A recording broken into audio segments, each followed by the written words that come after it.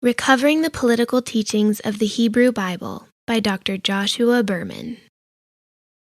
The Hebrew Bible is a fount of political ideas, many of which were centuries and millennia ahead of their time. But the notion that man's relation to his surrounding political and social structures should, indeed must, stem from his metaphysical relation to God is one that is not immediately apparent to a modern reader, even a religious one. Why do we think of religion in the Bible, but not politics in the Bible? How did we get here? This is because the development of political thought in early modern Europe was largely a conscious effort to leave behind the theologically laden political systems dominated by the Church in the Middle Ages, in the period following the general disintegration engendered by the barbarian invasions. The Church saw the purpose of the Republic as a vehicle towards salvation of the individual, and imposed theocracy in its rule over empires, monarchies, and city-states. It was hostility toward theocratic rule that ultimately allowed the first secular culture in Europe to arise in Italy, in the writings of figures such as Dante, who were the first to challenge the political power of the papacy. Machiavelli.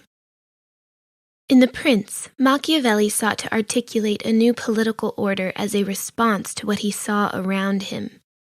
The tenuous political structure of the Florentine city-state, weakened by domination at the hands of the Church. He was the first European political thinker who rejected the Church's position, whereby the religious good was superior to the political good. Instead, he conceived of the purpose of the political order not in terms of the spiritual salvation of man, but rather in terms of the protection of the physical welfare of the masses under its jurisdiction. Hobbes. The decoupling of the engine of religion from the train of politics was furthered in the writings of Hobbes. Hobbes witnessed firsthand the English Civil War, which was as religiously driven as it was politically. Protestantism had taught the dogma that each individual is holy and can lay claim to having grace and has to obey his own inspiration. Yet, through his own experience of the English Civil War, Hobbes saw that these religious notions led to political arrogance and disrespect for one's neighbor. He reasoned that the quarrels of men concerning the definition of the noblest religious virtues had in the end brought about the war of all against all.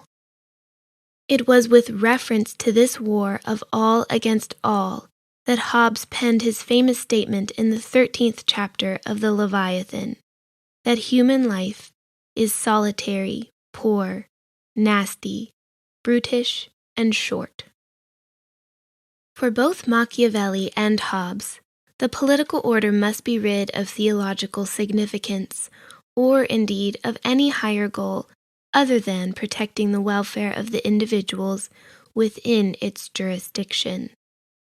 These men articulated their ideas from a view of human nature as deprived of any positive qualities that might give the lives of men, and the political order in which they function, a larger metaphysical purpose.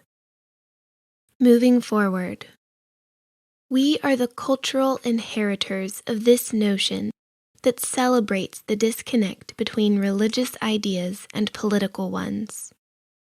For men and women of faith, imbued with a high view of Scripture, the time is ripe to take stock of how unwittingly we find ourselves passengers on a cultural ship that has drifted so far from its classical and traditional moorings that we no longer understand what we have lost. This is the time to understand politics in the Bible. That means re-engaging with the passages of the Hebrew Bible that provide, through law and narrative, not just a picture of personal piety, but also a blueprint and a wealth of resources for conceiving of our civic and national life.